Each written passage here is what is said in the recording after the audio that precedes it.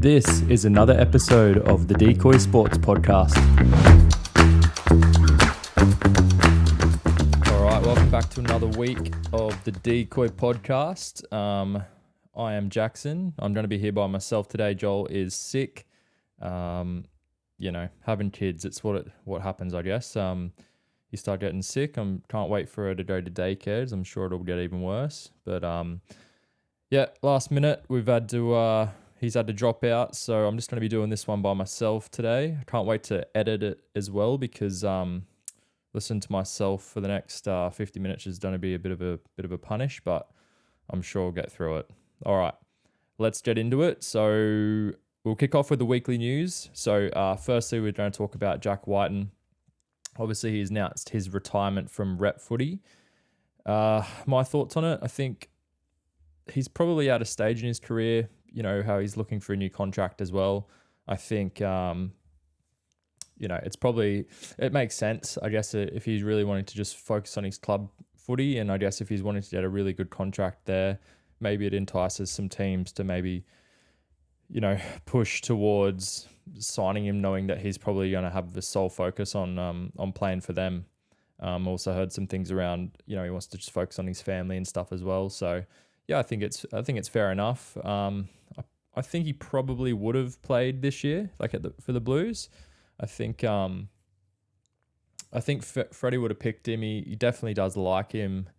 And he always goes pretty well for the Blues as well. I think he would have been in the 17. I'm not sure where he would have played. I'd say maybe 14 or at least 18th man.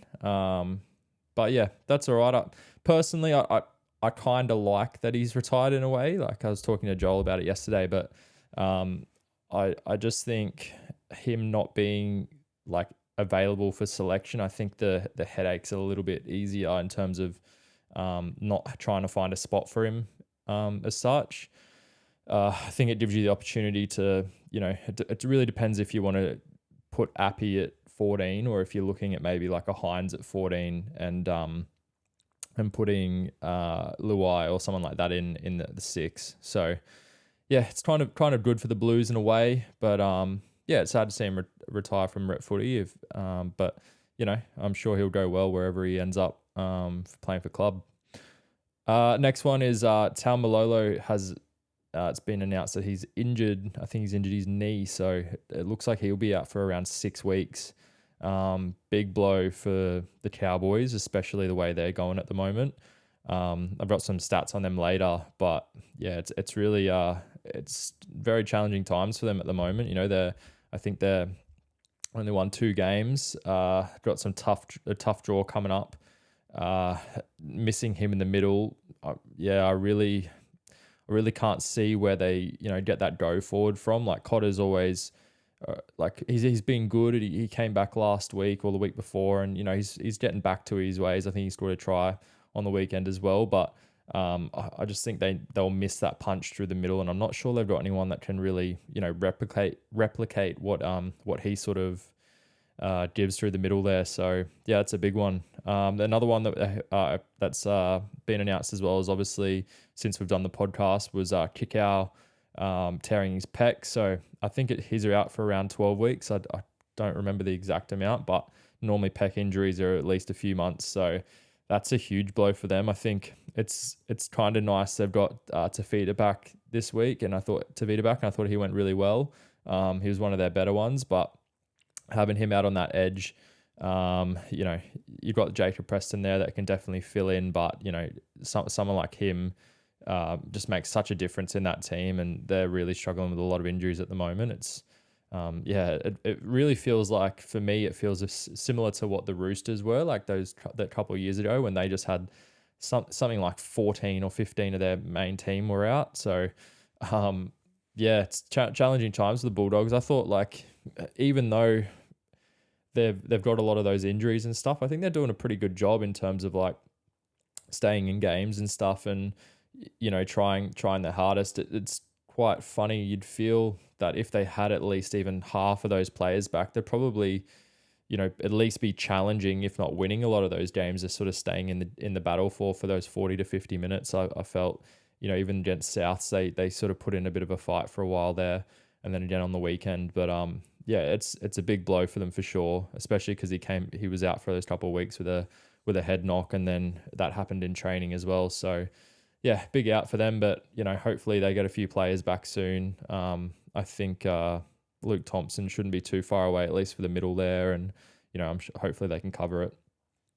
All right, the next one would be is Nico Hines has come out and he's said that he really thinks he's ready for an Origin place. He said he wants to be at least at number 14 or in the squad, but would love the chance to play at number 6. The thoughts around that. So where would I play him personally? I would put him at 6. I think he's done enough over last year, obviously getting Dally M, and then this year as well. He's missed obviously the first few weeks, but he's been firing for sure. Again, really good on the weekend. The thing I sort of said to Joel, me and him were sort of having a bit of a debate about it, and I don't think Luai's played himself out of a jumper, if that makes sense. Like, I don't think he's done anything wrong to be like, no, you won't be the 6. But I just think Hines has played himself in, and I think he's played himself ahead a little bit. So yeah, it's a tough one. Like, I could see what I think will happen. Like, I hope it doesn't happen, but I think I could see Freddie still picking Luai. Just connection with Cleary, obviously. They've won everything, kind of thing. It's not like he hasn't done anything bad to be like, oh, you're not in the jumper. But yeah, I could see Freddie maybe sticking a little bit with that one.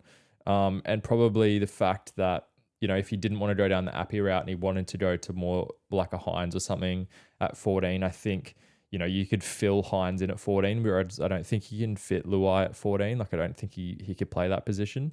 So it's a weird one. I think as I said, I think I want Hines at 6, but I have a feeling he'll still pick Luai. And then I think he might put Hines at 14. The other option obviously as well is Burton. And he's been playing pretty well, to be fair, in a pretty tough team at the moment. That's as we just said, a lot of injuries. So yeah,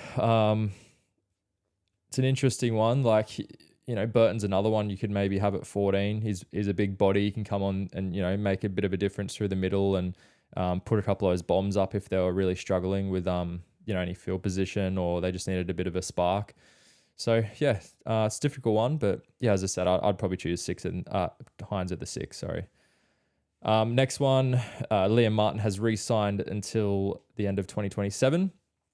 Really good re-signing for them. I think, they've moved on those people that they know they probably can't keep in terms of, your Crichtons and your Kikau's of the world like this year and stuff. So they've obviously got a little bit of cash there that they can sort of keep a hold of players. And, Martin's obviously pretty essential to their team. And you can see that over the last few weeks with him missing with that hamstring injury. And then obviously he only played about 35 minutes this week and then got injured again. And you could really tell they struggled with that bit of a punch on the left edge. I feel like Garner hasn't really found that position that he should have taken over from Hosting. But I think Liam Martin will probably feel that left edge and taken over from Kikau. But I think Hosting has sort of nailed himself on that right edge, and I think Martin will probably just play the left moving forward, and I can see them two being there for a while moving forward. All right, so the next one we had was Tyson Gamble has come out and had a little quote. I'll just get it up. So he sort of said, "We're a better team with Kalen's playing when Kalen's playing, and whether he's at fullback or whether he's in the halves, it doesn't really matter to me. I'd like to still think I'm in the team somewhere, but we're definitely a better team when Kalen's playing." And I've sort of been asking this to Joel the last couple of weeks, and this was a really good one I sort of had in here for Joel to answer and what he thought, especially being a Knights fan. But yeah, it's a tough one. Like, it's so hard, and as I said, we've sort of been having this conversation the last few weeks. It's like they've clearly figured out the footy they want to play and how they want to do it, but it's sort of like, well, where do you fit Ponga in and how do you fit him in around that and make the team better? Because obviously he's such a good player. He is a good player, right? Like, he's going to make the team better, but it's like not take away from what you're already doing. Like, I think I think they need to understand that it's Hastings' team now. Like it doesn't need to be Ponga's team. It needs to be Hastings' team. And I think he can take that leadership role and steer him around the park. And I think, Ponga just needs to play more of that kind of Munster, Walker role. I think we talked about it last week, and just sort of pop up here and there and get the ball and make a difference. Just playing, ad-lib footy a little bit. So, I think you'd have to put him at 6. I can't see you moving back into 1. Lockie Miller's just been way too good. Such a good pickup for them, and he's been really, really good and a pretty instrumental part of why they've, kicked on pretty well this year. I think you put him at 6. What you do with Tyson Gamble, it's a hard one, right? I think you probably play him at 14, especially the fact that Phoenix Crossland won't be at 14 anymore. He'll probably be at 9. Played really, really well at 9 on the weekend too. I thought he, really, really stood up there, and he had a bit of a kicking game out of 9 as well, which made a difference for them. So I think you could probably play, Gamble at off the bench at 14, and he could almost come on and do that switch with Kurt Mann. I know you've got Jack Johns, who played it pretty well a couple of weeks ago. He had a bit of a poor game on the weekend, few errors and stuff, but I think Gamble can definitely either come on and give Crossland a rest and play him through the middle there, or you could bring him on at 13 as well. So I definitely think he's a good sort of squad player, but someone you want in your team probably every week, and he's just got that bit of a cunt in him that players don't really want to come up against, but want to play with. So yeah, I think he's definitely got a spot in the team, but unfortunately I think he'll probably move back to the bench. All right, that's it for the weekly news. I'll move into a you sweet or nah. All right, we're back with you sweet or nah for another week. We'll start off with there's been obviously a lot of different refereeing decisions over the weekend, and my big one I really wanted to pass on to Joel was the hair pull on Jerome Luai. Obviously, he has quite long hair, and it was down his back a fair way. I put a tweet out and I said it was one of the worst calls I've ever sort of seen. I understand a hair pull, and there has been ones in the past. It is a penalty, but I think it was different because a lot of those ones, they completely grabbed their hair with no other part of the body and just reefed their hair back. Sorry. And I feel like this one wasn't that at all. I think he grabbed his jersey, and then as he was pulling his jersey back, he's got a bunch of his hair in there as well. And, that's on the player. If he wants to have long hair, it's a part of the game. It's the same as, if you don't want to wear a mouth guard and you get hit in the mouth.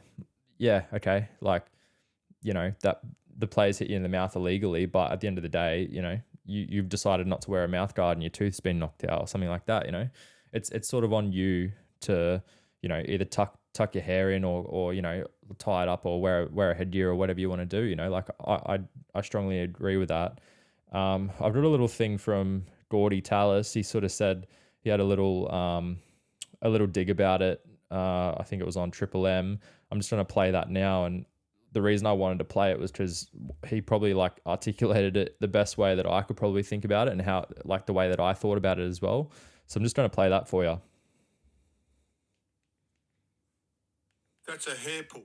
If his hair goes past his collar, which is his uniform, and you go to grab his jersey, that's play on. That is play on my account. If you want to play a game of rugby league and your hair goes past your uniform and you can grab that. So if Brett Hodgson had long hair and I did that tackle in Origin, I get penalised. That's not fair. That is not fair on the player. It's not the player's responsibility when he's going to make a tackle and you got a uniform on and he's going to grab your uniform, and if your hair goes past your shoulders and it's a part of the uniform, it can get pulled and you cannot complain about it or get it cut. Yeah, so I can't disagree with that at all. That's, as I said, I think the onus is on the player a little bit there, and that was such a costly point in the game. It was very much in the balance, and then Jamin Salmon scored, I think, off the neck 2 plays later. I think it's such a big momentum killer there. I'll talk about the Knights Panthers game a little bit later, and I thought the Knights probably cost themselves a lot in that game, especially in the second half. They should have probably run away with it, but something like that, it's just such a momentum killer. And that as I said, they scored off the next play, so Yeah, tough one for the ref because what do you do, right? Like I get it. That's really hard because someone's pulled their hair and it's like you got to. I think Graham Annesley come out and said, what do you want the ref to do there? People will be like, oh, we'll just play on, but it's like they've fallen to the ground, and the way the game's going, it's like if anyone has some sort of injury or something looks bad, it's just a penalty straight away, and I fucking hate it. I'm sure all you true like old school footy fans out there probably hate it as well, but look, it is what it is at the moment, and yeah, I disagree with the call, but yeah, that's what it is. So yeah, not sweet with that. Next one. So after 7 rounds, it sort of just goes on a little bit around again with the refereeing stuff. So after 7 rounds, I've got a sin bin stat here. So after 7 rounds in 2021, there was 16 sin bins. Last year in 2022, there was 28 sin bins. And so far, after 7 rounds this year, there has been 42 sin bins. Do I think the game has gone too far on calls? As I just said before, I think it has. I understand they're trying to put more of an emphasis on the player, especially the defenders, on owning up to not doing anything that puts people in vulnerable positions or having a duty of care there. But I just think it's gone a little bit too far. Things such as they're trying to cut the hip drop out and stuff, and there was just a few on the weekend. I just don't agree with. Players are not out trying to hurt anyone like intentionally. Like the game's aggressive, and if you lose that aggressiveness in rugby league, it's not rugby league anymore. And I just don't want it to go down the route of like soccer and stuff, and you can already start to see that sort of stuff creeping in. Players laying down. It was kind of good last year in a way because there was players laying down for getting high shots, a couple of years ago, just before they brought in the HIA, and that was a big uproar or such. But it kind of cut out last year, like last year and the year before, because they were saying, well, if you're laying down and you've been hit in the head, you have to go off for a HIA assessment. So it's funny because we sort of saw that come out of the game a little bit over the last year or so.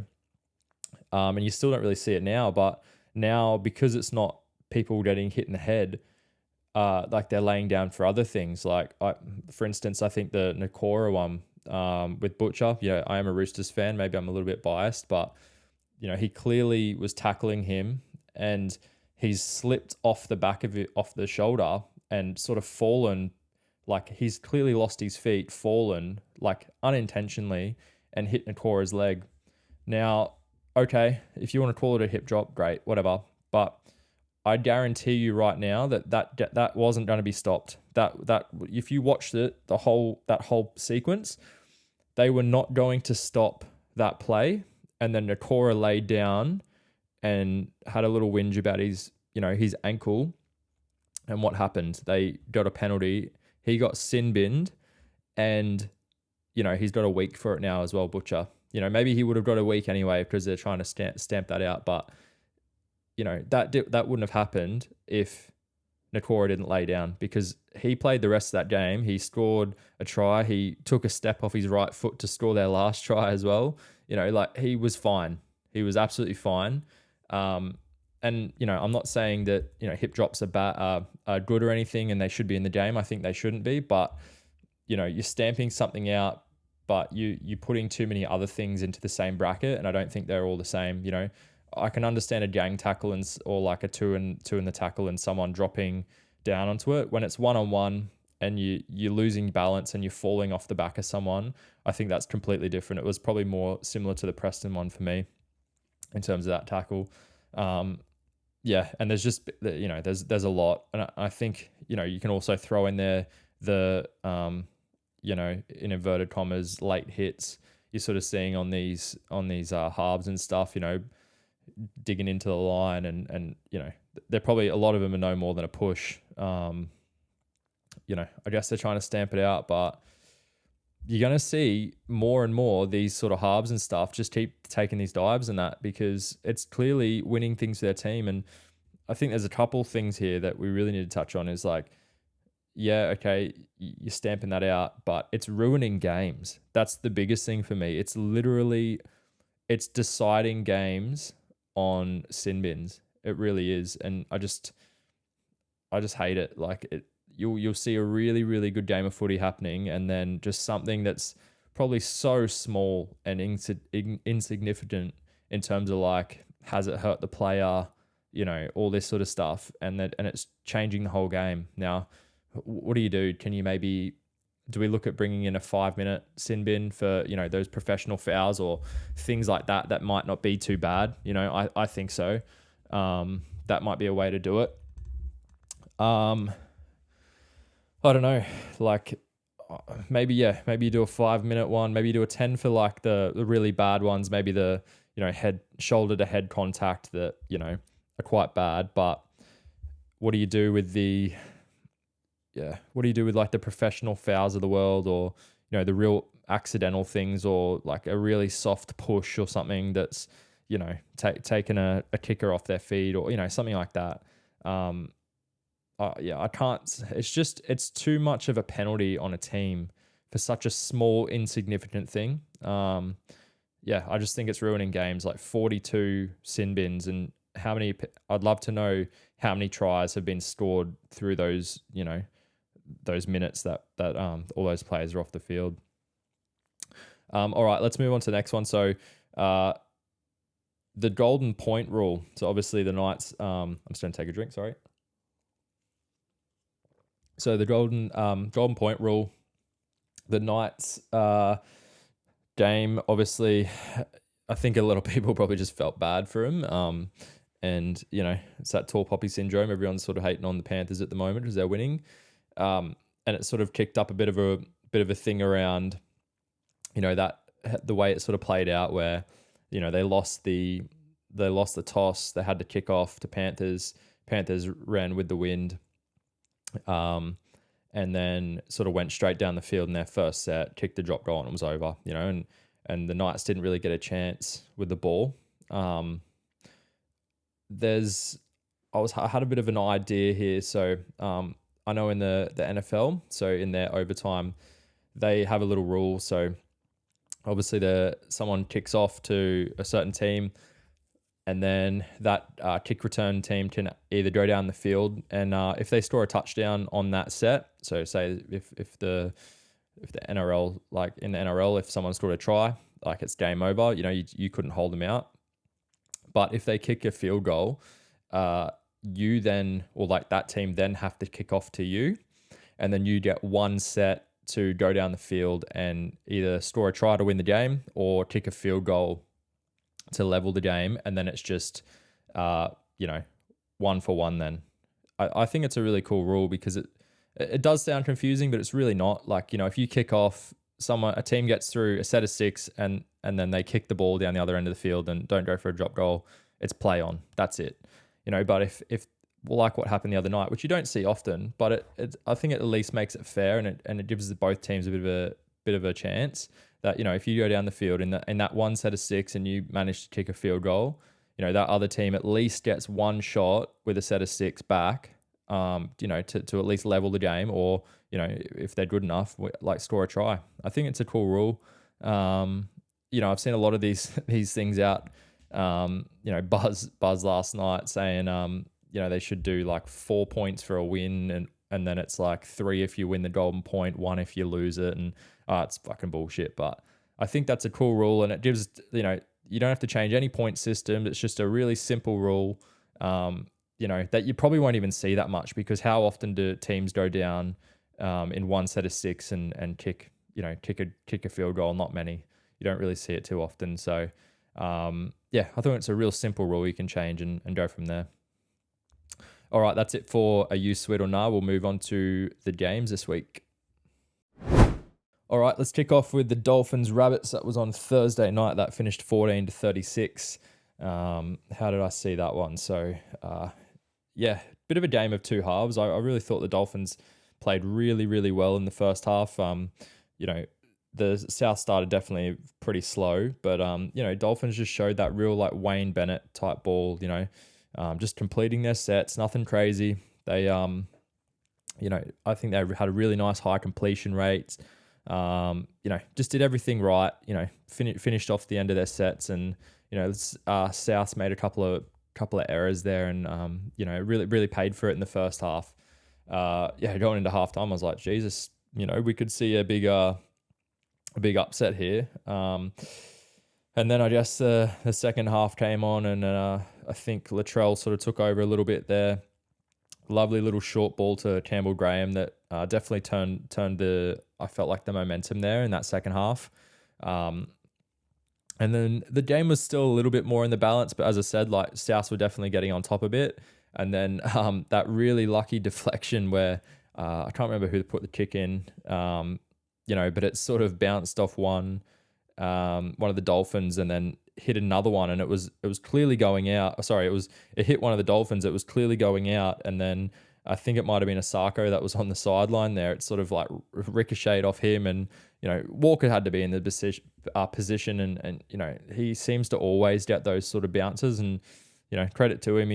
I don't like the bloke, but he's always in the right place at the right time, and score that try, and that definitely sort of turned the tables a bit there. Obviously, Kenny Bromwich got sin-binned with that pretty silly play, just coming in a bit early on the kicker there, hit him high, and that was it. Obviously, the stats were pretty identical across the board until that sort of set the sin bin, and I think that really hurt. I think we put a bit of a mocker on Hammer. Like, it's funny, last week we talked him up, and I put him in for Origin at 1, and his stats still were pretty good, but yeah, he probably struggled a little bit, had a few errors there, and it's always the way, isn't it, once you wrap a bloke. So yeah, I thought Jairo's first game back, really, really good. He had 16 runs, 181 run meters, 68 post contact, 6 tackle breaks, 1 offload, 34 tackles.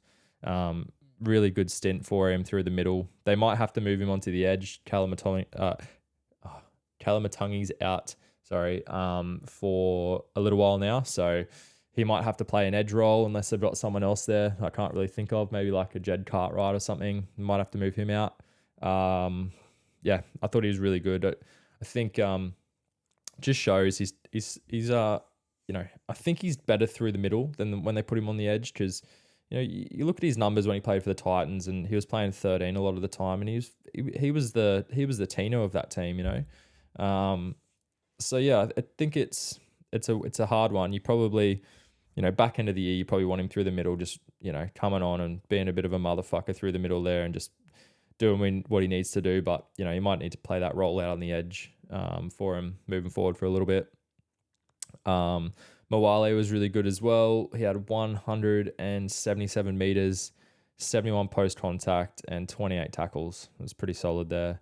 But yeah, I think all in all, it's hard to say that Souths were dominant. They were definitely getting on top in the second half. Very slow start, bit up and down like they've been this season. So it'll be interesting to see how they do next week. I think this week coming. So yeah, got the Panthers. So it's going to be a really, really big test for them for this upcoming week to sort of see exactly where they're at. For the Dolphins, big game this weekend against the Titans, I believe. So it's going to be an interesting one. It's hard. They've got definitely got a few players out there that will probably make a difference for them. But I feel like maybe Kafusi's back this week, so that's probably going to be a big in for him. I think, did Bromwich get cited for that one? I'm not sure. So maybe they might lose one and get one back. So big test for him this week as well against the Titans. All right, let's move into Sharks and the Roosters. 22-12. This one finished. I wasn't happy about this game for sure. I think I've seen a lot of, I don't know, like maybe I watch games differently being a Roosters fan sometimes if I watch like the Roosters games, but I genuinely didn't feel like the Sharks were that good in this game, to be honest. Their attack was pretty poor.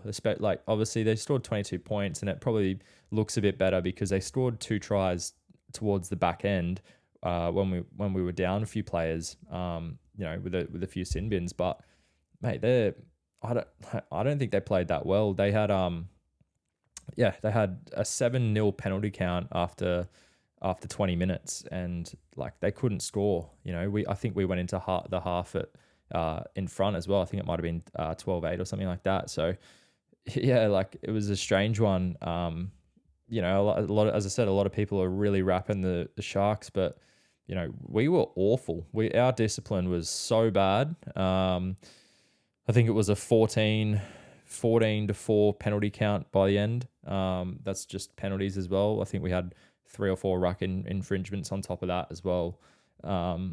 Yeah, like, they should have put 50 on us, like at least in the 30s. You know what I mean? They should have scored a few more.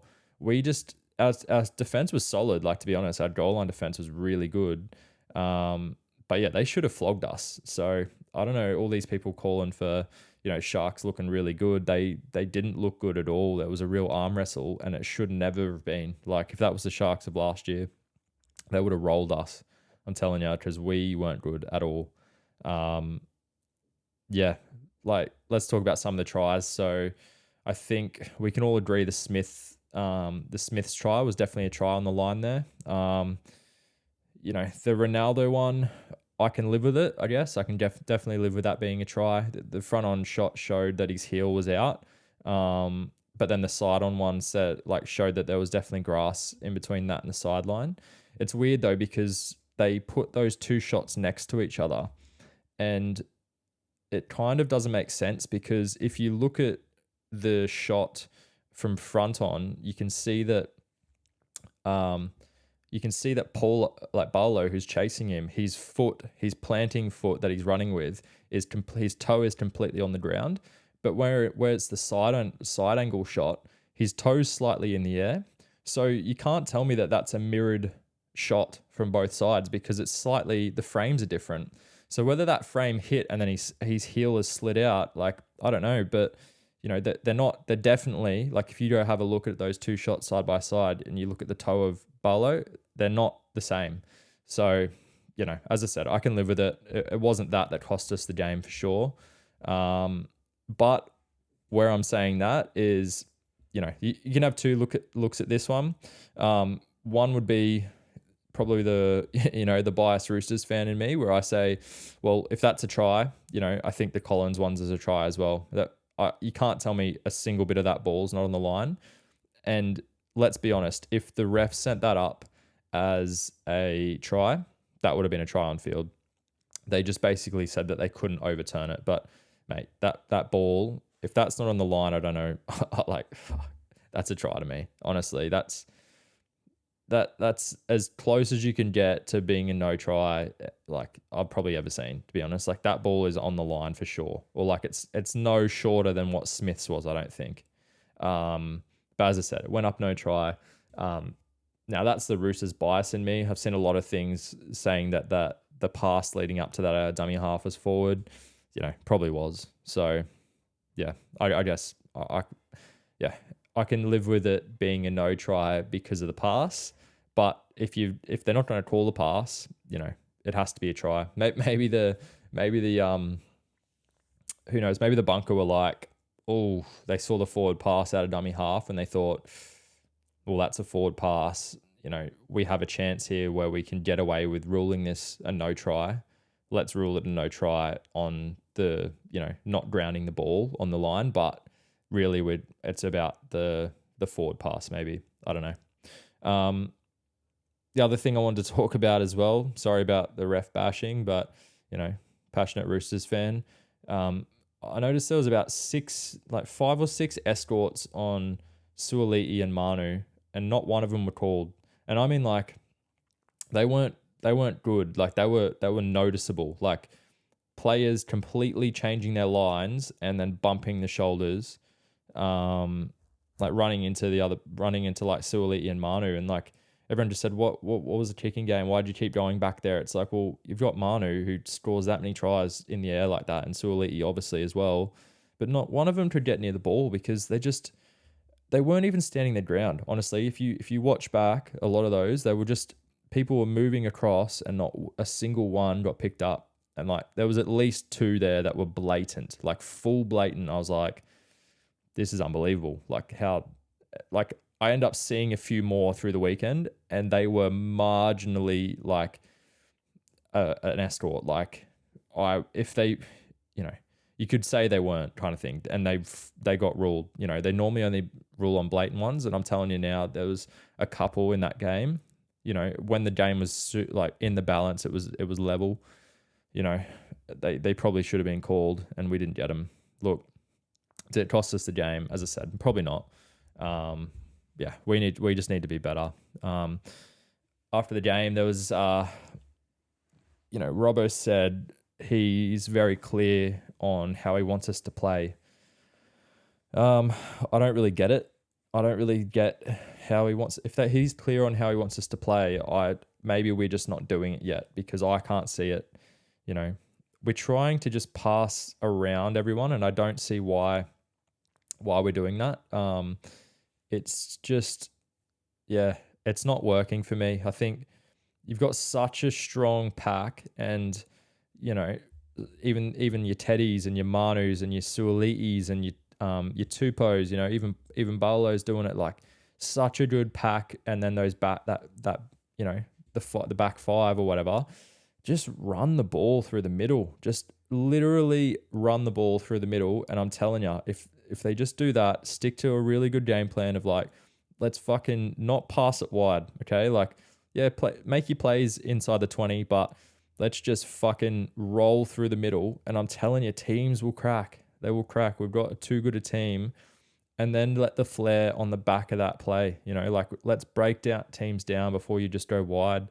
And I just feel like, the week before against the Storm, it was wet weather footy. They didn't do that. They didn't roll up their sleeves and go through the middle. They tried to pass it around, and you can't do that with wet weather footy. And then in that game, the Sharks will never let you do that. They want to get into that arm wrestle with you, and we should have done it because we would have won. I'm telling you, if we just kept our discipline, stopped giving away dumb penalties, and just tried to roll through the middle, we probably would have won that game. The sin bins, I don't know. Maybe I look at it differently, but I don't think it's as there has been ones like this year that we're idiots for, but I think we get a lot of blame put on us because of, last year in the Souths game and stuff, and they think, oh, like fucking the Roosters, and we do a lot of dumb penalties and stuff, but I think the Dolphins have the same amount of sin bins as us, and I don't think any of the ones on the weekend were that bad, or like ones that was like super avoidable. Let's be honest. So we've already talked about the Butcher one. I don't think that was avoidable. He slipped off the back. They're trying to crack down on it. He's gone to the bin. That's what it is. There's nothing you can say about that. The Smith one, old mate's sort of dropped and turned, and then as he's turned, Smith's come in to hit him in the chest kind of thing, and he's fallen and got him in the head. It's an accident. Shit happens. That's going to the bin every day of the week at the moment. So, nothing could really be avoidable there. People say, oh, he was too aggressive going into the tackle. It's like, I'd rather my players go into tackles too aggressive than, and be dominant than not, and then might, maybe it's a missed tackle or whatever. So I got no problems with that one. It went to the sin bin. Yeah, so be it. It happens. Now the Radley one, that was the one I was a bit like, I just don't, for the life of me, I couldn't figure out what he was doing, because the tackle got made. So there's a kickoff, the tackle got made, and then he's come in, like run in from 10 meters away and jumped on him.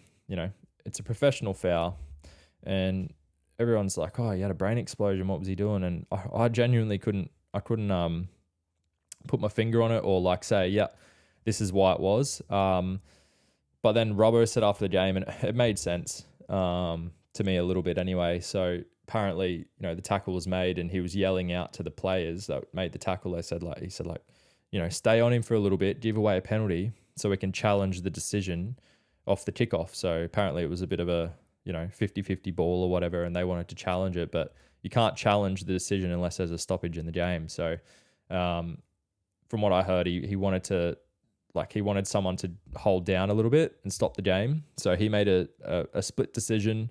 He's like, Robbo said he lived with it, and he knew it was probably going to happen, that if I run in here, I'm going to lay down, it's going to be a professional foul. We'll lose a player, but that might be our chance to possibly still have a bit of a play in the game, if we get the ball back and win a challenge. Looking at it, is it a bit dumb? Yeah.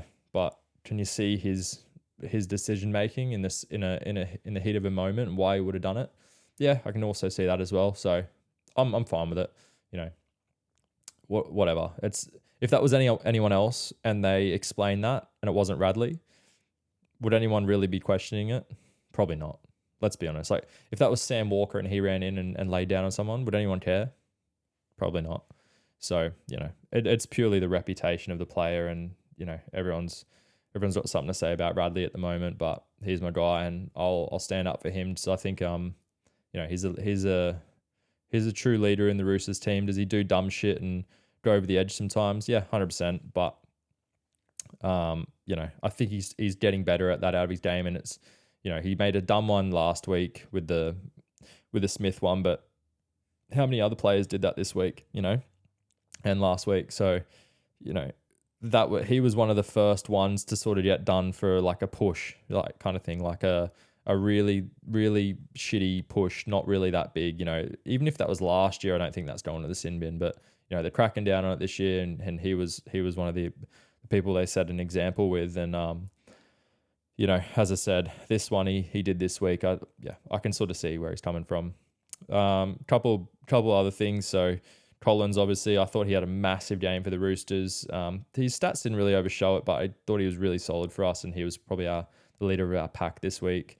Lodge only played a handful of minutes. I think he was blowing coming back. So I think once he fires and stuff, we'll be looking better, especially if we get Angus and Satili back on the edges too in the next couple of weeks. They both played New South Wales Cup this week, so hopefully they come back at some stage this week. And then the other one, thought Hines definitely dominated the second half. He had 190 meters running, 2 line breaks, 1 try assist, 3 tackle breaks. He's just so important for them. Like, with him not in that team, they just they don't find that creative edge, and they didn't even really have it for most of that game, to be honest. But who sparked him and really put him into that lead and got him over the line? It was him, and that's the other reason. I just think he's so classy, and I'd love to see him in that 6 Blues jersey. Not much else to say about the Sharks. As I said, they won, but they weren't convincing for my liking. I think there was a few other good players there. As I said, Britton Nakora, I thought he was really, really solid for him.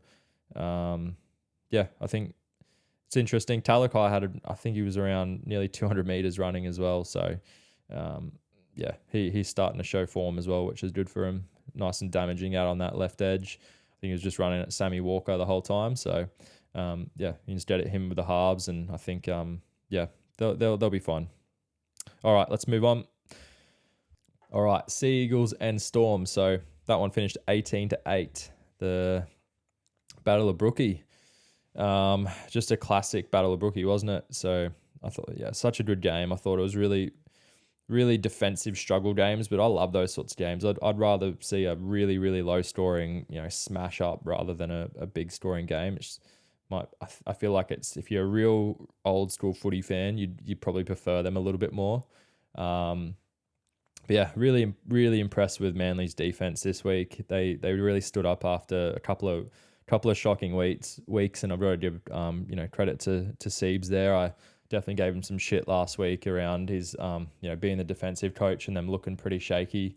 They only missed 14 tackles all game, and they were just super aggressive, and you could see it was a real big point in their game this week. They obviously had a big chat about it over the week, and made the difference. I think it's also safe to say that you leave Cooper Johns at 6 if Schuster's out. The KO Weeks experiment, although he's a good, impactful player, especially off the bench and stuff, I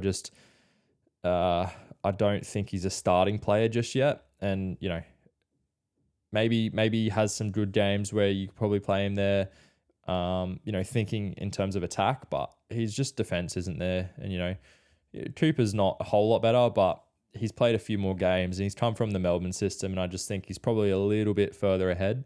So yeah, if Schuster's not playing, I think you got to just leave Cooper there.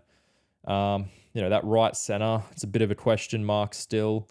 Harper, he missed another 4 tackles this week. Just looks a little bit shaky for my liking. He's, I feel like he was a really, really good, not really, really good, but he was a solid defender. Like when he sort of had that full first year where he sort of had that breakout year. Sorry, so I don't think it was last year, the year before. He was really solid. Like, never really saw too many defensive errors from him, and it's almost like his whole confidence just completely diminished when Talakai had that game and just fucking destroyed him. Like, he's never looked the same in defense ever since then. So yeah, obviously they've got Kohler back in there, hopefully soon, and maybe shore up that edge a little bit, but yeah, I thought, it's actually quite lucky. They've got, Hamoli that sort of sits out there as well, and he's definitely a fucking, oh mate, what do you say about him? He's just a scary man. It's probably the best way, but he's just fucking scary.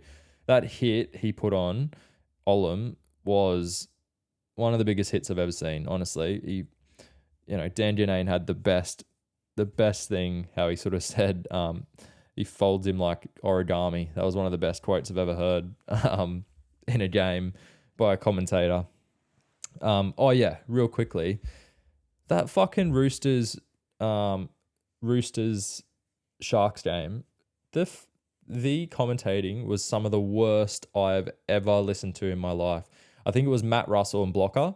Okay, we all know what fucking Blocker's like. He's past it. He needs to get out. He just needs to retire and finish up. Like, his calls are awful. We all know that. But fuck me, Matt Russell had a shocker, like a fucking shocker. Like, I think he called every single time Manu or Tupou touched the ball. There was at least 8 times I counted.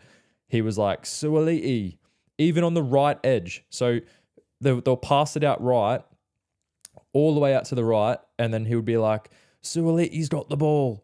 And it's Manu. You can clearly see it's Manu. He doesn't even look like Suali'i. Like, I can understand, maybe make the mistake once with Tupou, or even Jackson Barlow looks a little bit like him. But he did it that many times and the funny thing is, the ball would go out to the right edge and he's like, Suali'i, and then they'd swing the ball back left on the very next play and he'd be like, oh, Suali'i's got the ball, and he'd be on the left edge. And I'm like, are you that dumb that you thought he was just on the right edge and then he was on the left edge the same play, or the next play? Fucking think about it. And then it was Taylor May. Not Taylor May. Terrell May. He comes on the field and he's playing in jumper number 16, I'm pretty sure. And then he goes, oh, and jumper number 16, who's just on the field, is Nafua White. And Nafua White, if you look on the team sheet, he had number 15, and he didn't even get on the field the whole game.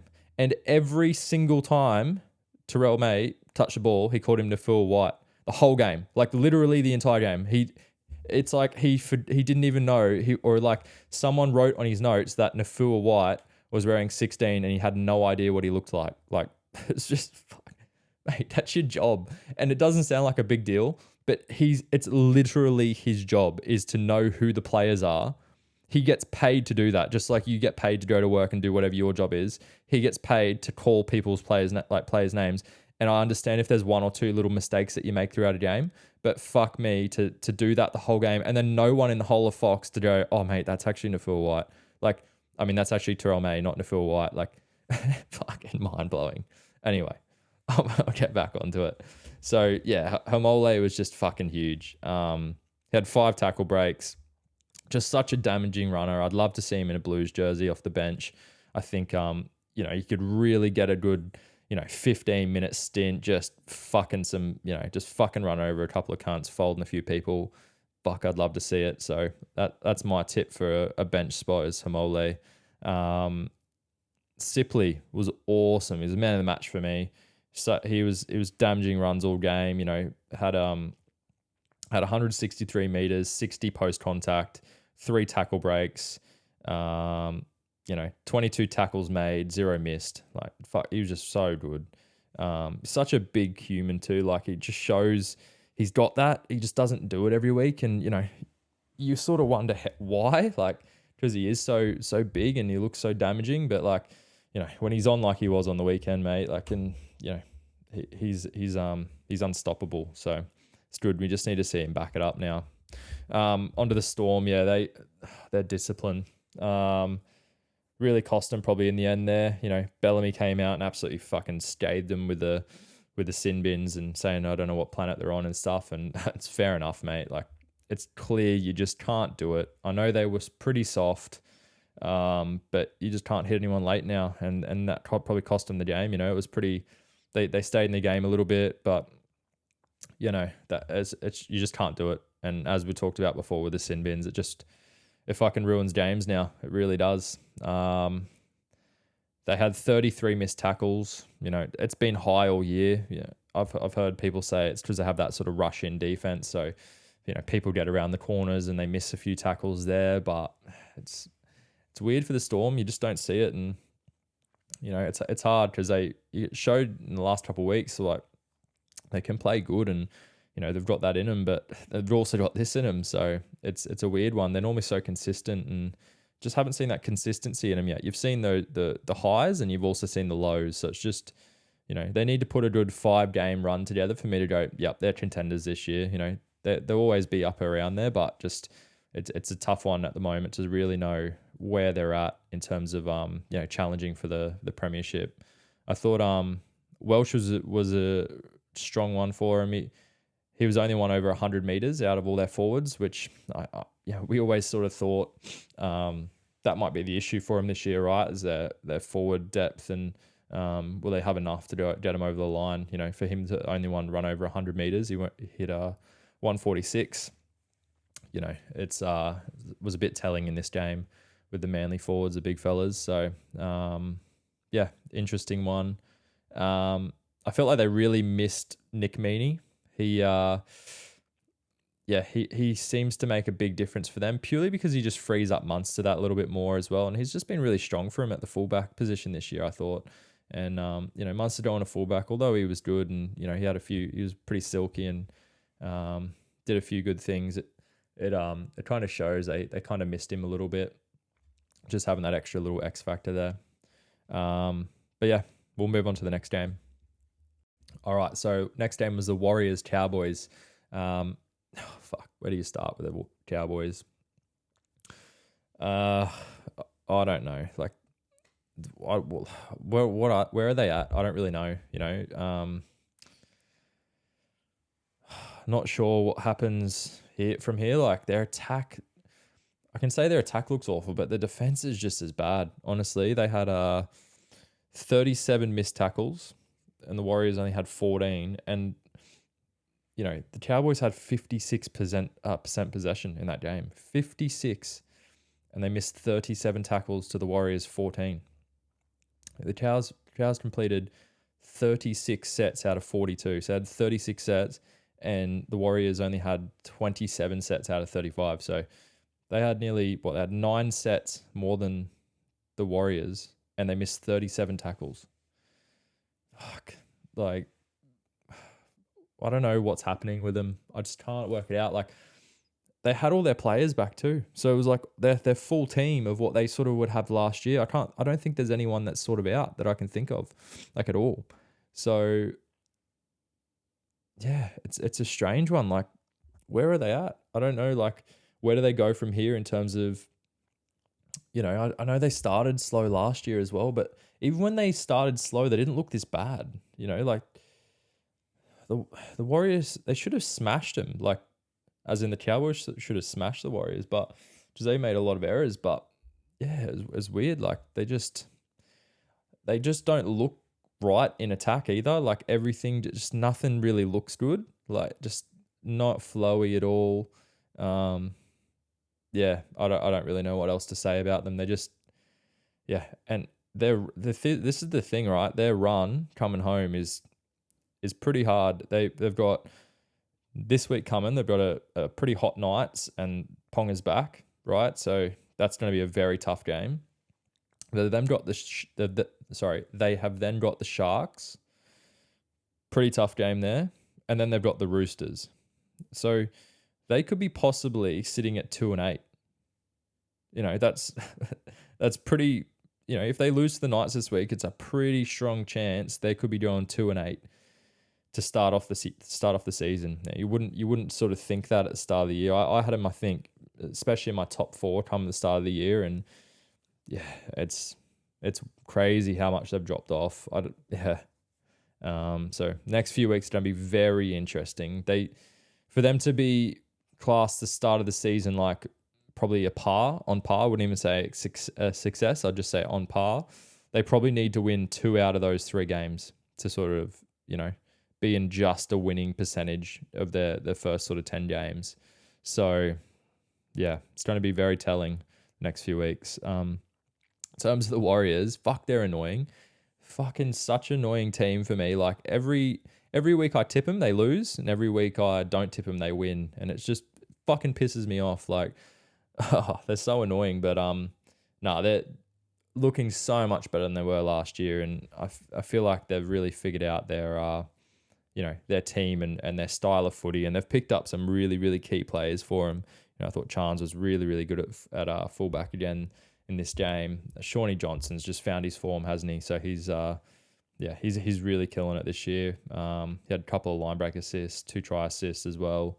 Thought Dylan Walker had probably his best game for the Warriors as well so far. So they had him at 6 with Tamari Martin out. So yeah, I think he's probably definitely their fill-in 6 while he's out. And he had a really, really good game there, I thought. Adafenua Blake really stood up, 141 run meters, 41 post contact, 5 tackle breaks. He was a beast through the middle there. And yeah, their defense was great because they made a lot of errors, as I said, and Cowboys probably should have really finished them off. And their defense, which is normally pretty leaky over the last few years, has definitely stood up this year. And coach is doing a really, really good job with that team so far this year. All right, I'll move on to the next game. All right, so we had the Knights Panthers. As we said, that one finished 15-16 in favor of the Panthers there. Wow, what a game that was, eh? I thought that was the game of the round for me. It's I'm not a Knights supporter, but fuck, I get excited when they play good because I've just seen years and years and years of Joel fucking hating his life. So, I really try and I try and barrack for him as much as I can when they're going well. Very tough team to watch when they're not though. But fuck, I felt bad for him in the end there. You could see it happening, couldn't you? You could just see the Panthers just getting over the top there. But I think Knights really should have won that game in terms of like they were in the box seat there at halftime, and to come out and sort of and struggle there. I just I think they just made too many handling errors in the second half. Like their completion rate, they finished at 67%. And you're probably not going to win games of footy, especially not Panthers there. 12 errors. The only reason it probably kept them in the game was that the Panthers were shit too. Like they weren't very good. They weren't playing their best footy. They only had 73% possession, completion, and 14 errors. So that stat there probably shows you alone why the game was so close. And Panthers normally would have ran away with that game in the second half if a team's made that many errors. But credit to the Knights. They definitely, their defense was solid, like goal line defense. I haven't seen that sort of defense from the Knights in, I can't even remember, like 10 years maybe. Like really, really solid on goal line defense. Like rarely do you see teams get repeat sets and not score against the Knights. Like as sad as that is to say, sorry Joel, but it's true, but they look good, and it excited me, like seeing them just hold out, especially a team like the Panthers who, do show that they've got attack. You look at them against the week before, the Raiders, I think they had, Manly, and they just completely destroyed them, and the Raiders the week before. So, yeah, definitely the best defense I've sort of seen from the Knights. So I'm sure there's plenty of positives, as I said, to take away from that game. But yeah, the conversion penalty miss that Lockie Miller had towards the end there was a massive. Obviously, kept it level, and then another big one was the sin bin challenge. So with Spencer Leniu, how someone ran through and he took him out, and they challenged it and it got reversed. Probably the best challenge that's ever been, right? So yeah, that was a big changing point as well, because just imagine if they'd already used that challenge or something and they couldn't reverse it. That would have been massive on that game as well. Again, the Knights, we sort of talked about this last week as well. Knights forwards were, their numbers aren't huge again, really. Yeah, I feel like they've figured out, as we were sort of saying before, they've figured out their own footy, like style of footy. And I think they're sort of taking on that Panthers approach a little bit in terms of just like getting their outside backs to do the big meters, like all their outside backs had really, really huge numbers. You've got Miller, who's just a fucking gun coming out of the back line as well. I think it really shows that sort of rugby sevens, like running style footy as well. And that's where he's sort of really elusive and dangerous, is coming out of the back there with that broken sort of line of, your kick chase kind of thing. So, I think they've just really found out their style of footy of like, let's get on the front foot through those backs. Marzu's been massive. He made a couple errors on the weekend, but he still had those meters there, and Dom Young's come good for him as well. And I think they've just got to do that and then just play on the back of it. And you put Ponga in that team, and just, as I said at the start of the potty, like just sit him in there and just do your thing, man. Like, don't overdo it. Just do your thing. Let them roll forward. And I think they've sort of figured out they'll probably win a few games, like a fair few games this year, and hopefully they're in the 8 there. As I mentioned, Crossland I thought was really big, taking over at 9. As I said, taking a lot of pressure off that kicking game. Thought he was really strong. Played a really good game, and then I just think Leo Thompson's just such a beast. Got huge raps on him. I sort of say it every week, but you see every week he plays, he just looks better and better. And I think in the next 2 to 3 years, he's going to be like one of the real, leading props in the game, I think.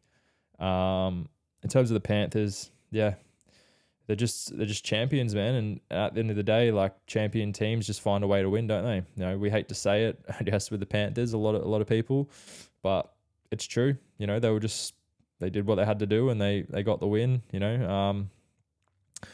You just knew that Cleary was probably going to stand up there. You could just see it happening, and he missed that first one with a real wobbly kick, and he's too good, especially kicking. You knew he was going to nail him.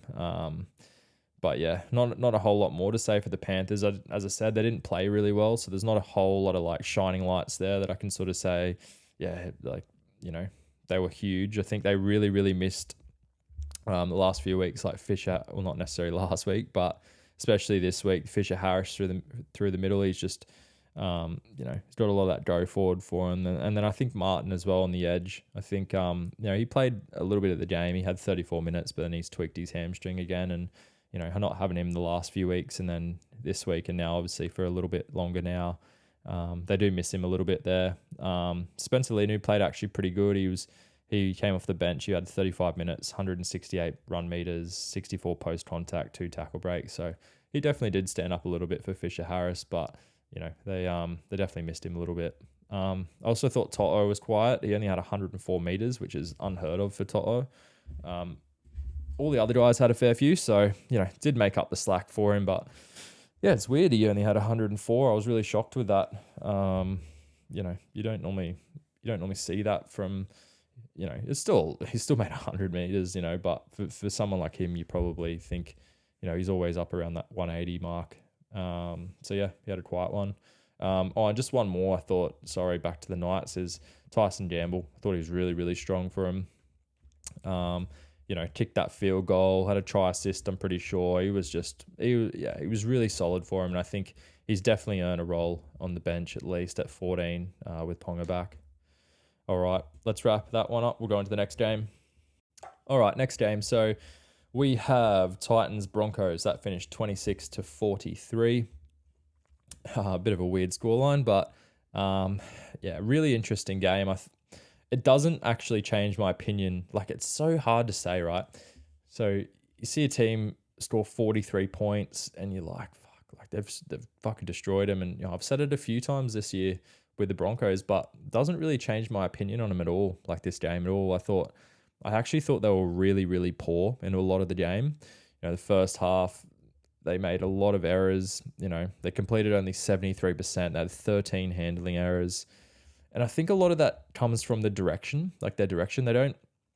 It's almost like they try and have the big play on every single play, and I think it's that little bit of, the younger players in the team and stuff. And I just think maybe Reynolds needs to just take over control a little bit more. I've noticed like last year he really had it, but it almost feels like this year he's taken a little bit of a backward step and he's kind of like, I'll put the kicks in, excuse me, and then like, I'll do that sort of stuff and just sort of sit back and, Walsh, and it's almost like Walsh, Mam, and like Paddy Carrigan, first receiver a lot, is kind of like running the team, even Walters as well.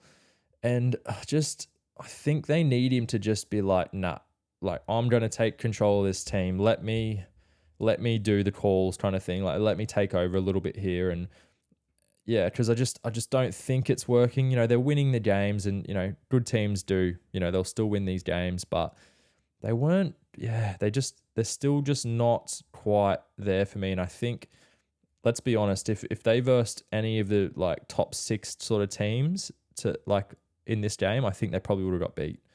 A lot of those teams would have put them away, and then you're almost relying on your talent to just get you over the line. And, it kind of, get you over the line. They scored 43 points, but most of those came, if we were honest, is when Tina got sin binned. It was definitely a game changer there. And, they had 2 tries and a penalty goal in like the space of 7 minutes or some shit. So, like, and then even saying that, they even let in a try whilst Tina was still off the field and it brought it back a little bit. So, yeah, it's a tough one. The Haas-Tino battle was cool. I thought Haas definitely won that one for me. He had pretty big numbers, 187 meters, 50 post contact, 5 tackle breaks, 2 offloads, 30 tackles, 0 missed. Really big game from him as usual. Paddy Carrigan, still, great numbers from him too, 173 meters, 60 post contact. I brought a funny stat actually for Paddy. I seen this week. So he's had 67 games for the Broncos now. He's played 3 games for Queensland and he's played 5 games for Australia, and he's never scored a try. Never scored a try, not once. So he's on the nudie run for his whole career. Could he be the new Alex Twell? Who knows? But yeah, I thought that was an interesting stat. Such a damaging runner. I never would have thought he'd never scored a try. Like if someone gave me like 3 players, I wouldn't have picked him. Whoever the players are. Yeah, it was a funny one. Titans. So yeah, as I said, they could have won that game. They really could have. They just should have been a bit more careful with the ball.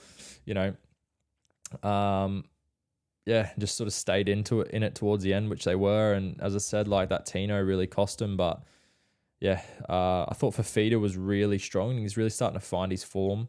You could see even in that game, with him and Four, and they're really like building that partnership nicely. He had 173 meters, 32 post contact, 1 line break assist, and 2 offloads. He set up that little run down the left side. I think they fucked it at the end there, but yeah, he's definitely, really finding that form you probably should have seen from him, last year, but definitely the year before. But even that year he was sort of just doing it all himself, whereas now he's getting those balls to him a little bit earlier and stuff, and probably in his better position off the left. Mo Fotuaika, big game from him too, 199 meters, 62 post contact. He looked really good too. Yeah, it's hard to say the Titans, they still scored 26 points, but you let in 43. Let's be honest, a lot of them came, as I said, was Tino left the field. Yeah, it's a tough one, right?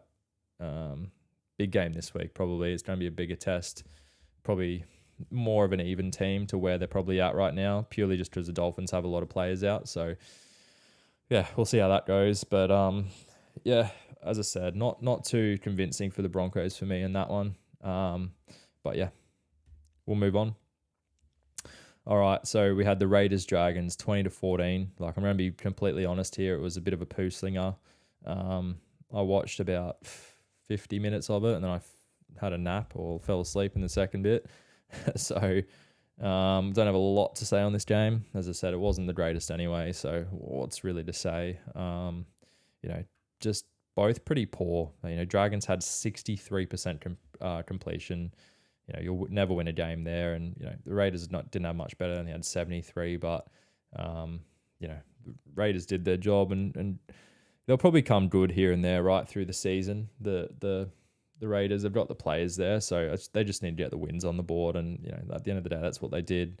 They got a win. 13-14 errors, one having 13, one having 14. So pretty even there. Both missed 41 tackles. Both just not great teams. Let's be honest. I know the Raiders got up last week and beat the Broncos, but as I said, I don't think the Broncos win-loss percentage is necessarily reflects their form in terms of if a team really takes it to them, it shows last week they can get beat, and I think the Raiders really got up for that game, but this probably reflects more of the Raiders of where they're really at. They were sort of under the pump last week, and Ricky somehow figures out a way to always get his team firing when their sort of backs are up against the wall. But when you look at their true team and what they sort of put out week to week, it doesn't. This is more of a reflection in my opinion. So, I think the best way to look at this game for me personally is if any team other than the Tigers probably versed both of these teams, they would have beat them. It's probably the best way of looking at it for me. Not much more to say. As I said, I looked through the stats. Not many players really stood out. Everyone was pretty reasonable. Spash and Chris had a pretty good game. He had some solid run meters and set up a few, or had a couple of line breaks and whatnot. But other than that, there wasn't anyone that really, really stood up. So I was kind of relying on Joel to do me a bit more in this game. But he's not here. So fuck you, Joel. All right, we'll move on. All right, and the last game of the round was the Eels Bulldogs 30-4 in this one. Again, I don't think the Eels were that good. 30-4, they look great, but fuck, the Bulldogs have some injuries, mate. Oh my God, they are fucked. We talked about it earlier, but they've just got no one left in their team at the moment. They had bloody Ockenbaugh playing on the wing again, even though he's been training back in edge rower, and he was fucking awful and overrunning plays. And I thought Burton tried his hardest. He's still probably their shining light. But yeah, let's look at the stats here. Eels only 70% completion rate. Bulldogs had 68. So you have a team. I reckon even if the Bulldogs completed at 80%, 80 or 90, 80, 85% sort of thing, they're probably in that a little bit closer, so that probably cost them a little bit there.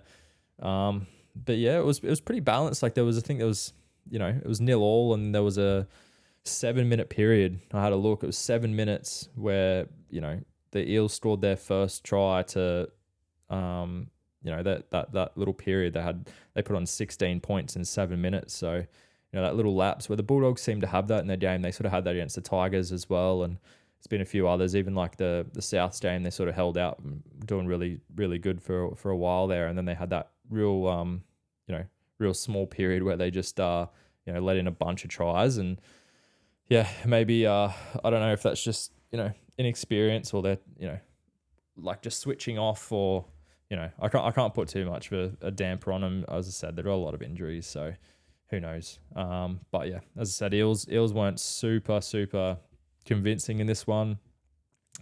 Yeah, it's hard to say where they're truly at for me right now. Yeah, I don't really know. They're getting a couple wins on the board now, and I think that's the main thing for them.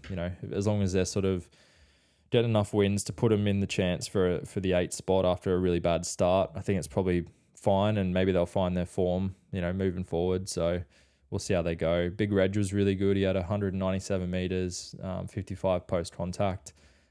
His stats were a little bit inflated though. I've seen a lot of people going, oh, he's fucking had a huge game, but if you look at it as well, he had 73 of those meters were kick return meters, and I don't genuinely like to be like, oh well, they're not hard meters coming off the back fence from 10 of and in a normal line. It's that's nearly a football field of just run meters coming from kickoffs and stuff. So yeah, another one I thought Matto was really good.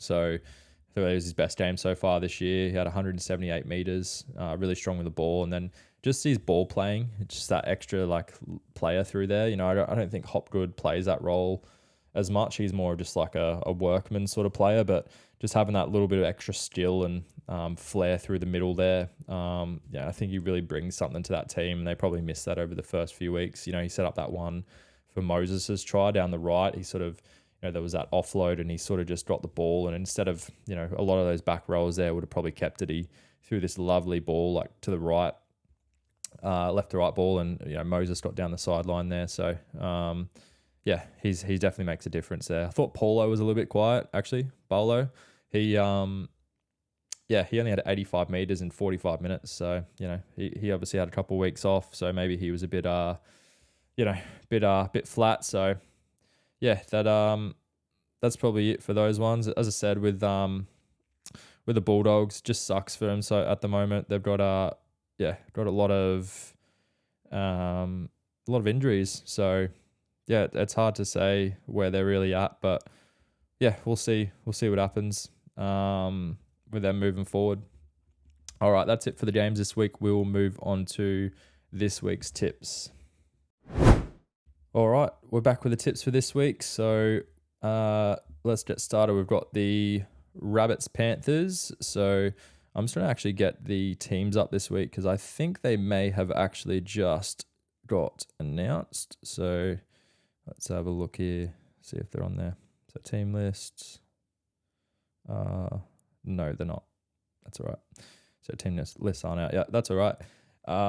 So I'm just going to go through mine and Joel's as well. So this week we've got Rabbits Panthers, kicking things off on Thursday night. So